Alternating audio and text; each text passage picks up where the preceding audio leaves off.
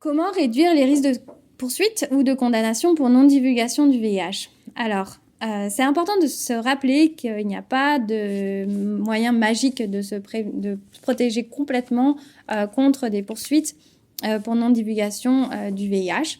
Mais il y a des choses que vous pouvez faire. Évidemment, tout dépendra de votre situation personnelle.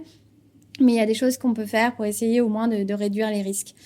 Tout d'abord, c'est de dévoiler clairement sa séropositivité avant d'avoir une relation sexuelle, de quel type qu'elle soit.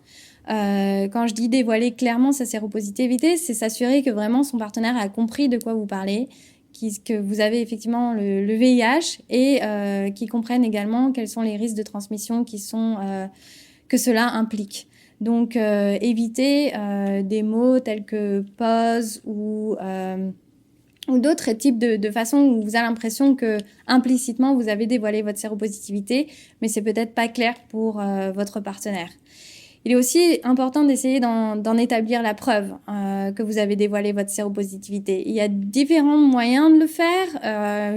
Une façon de le faire pourrait être d'établir une sorte de répertoire en sauvant des discussions électroniques ou autres, ou en dévoilant devant un conseiller qui pourrait l'enregistrer à votre dossier. Évidemment, ces choses-là sont un peu compliquées et peut-être pas forcément réalistes, mais en tout cas, c'est des moyens qui existent et auxquels vous pouvez réfléchir.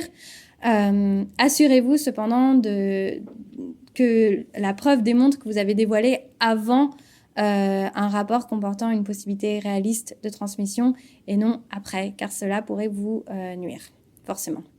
Une autre façon aussi de réduire les risques de poursuite pour non-divulgation du VIH, c'est d'utiliser un préservatif et aussi de consulter votre médecin périodiquement afin de répertorier vos résultats de tests de charge virale qui démontreraient le cas échéant que vous avez une charge virale faible, car ça vous aidera à démontrer en cas d'enquête ou de poursuite judiciaire que votre charge virale était faible au moment où vous avez eu une relation sexuelle.